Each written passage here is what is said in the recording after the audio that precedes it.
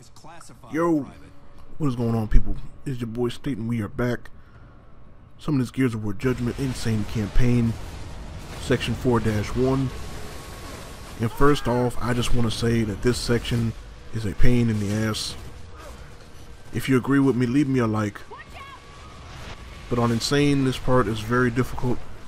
If you found a easier way to do it, please post below. Let me know what you did. But this is the strategy that I came up with, where I basically, what I wanted to do, you obviously don't want to go straight up the middle, but this breach shot over here makes things a lot easier. At first, my plan was to kind of go up the right side, because there's a lot of cover over there.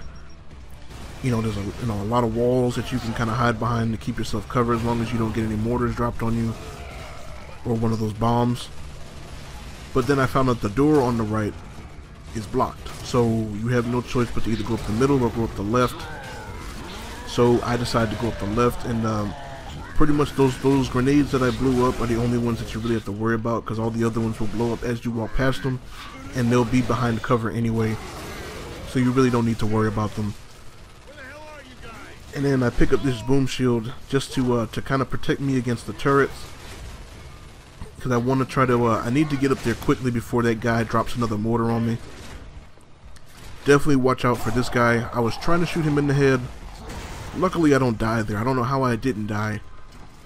And I just kind of run up here and tuck myself into this corner to make sure that I'm secured. The shield is pointed toward any direction where the bullets will be coming from, since there's nobody behind me up on that little perch.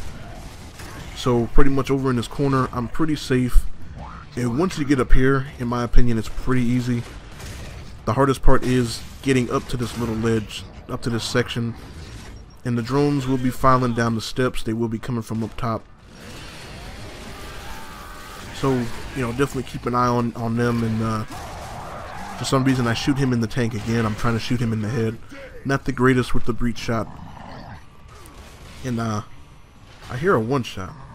So I kind of, I hear the one shot, so I just throw the grenade in there, and there was another drone in there, so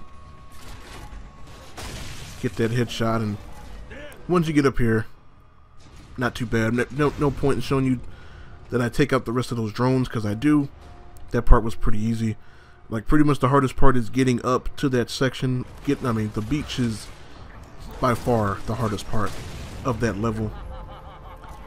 So once you're able to get up there, it's pretty easy from that point on. So if you're having trouble with that, all you gotta do is get up on that, get past the beach, man. It's smooth sailing from then on, as long as you make sure you don't die. On 4-2, this part is pretty easy,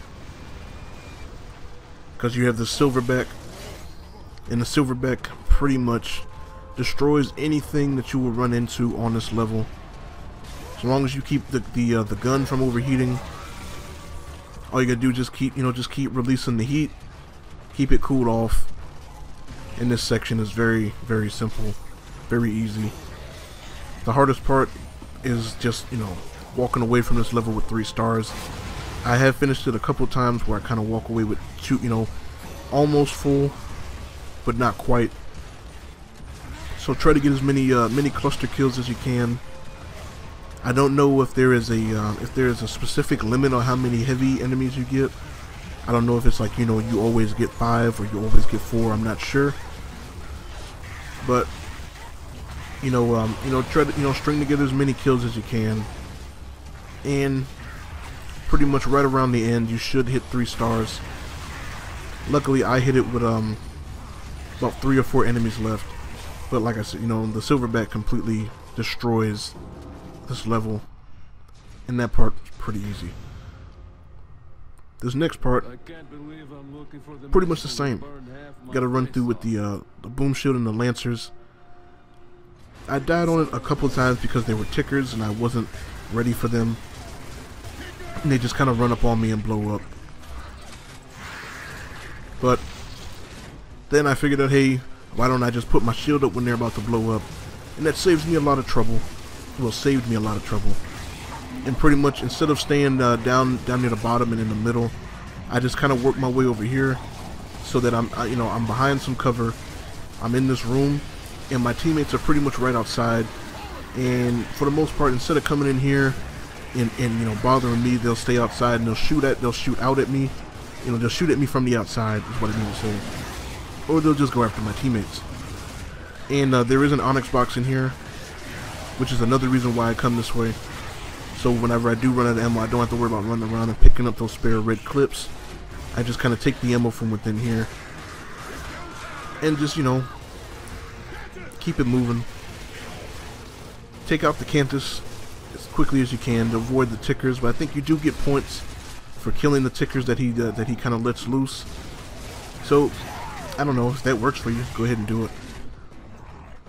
And on this part right here, especially, I know I died here a couple times. But I died here once, I think, from Therons, and they were torquing the crap out of me.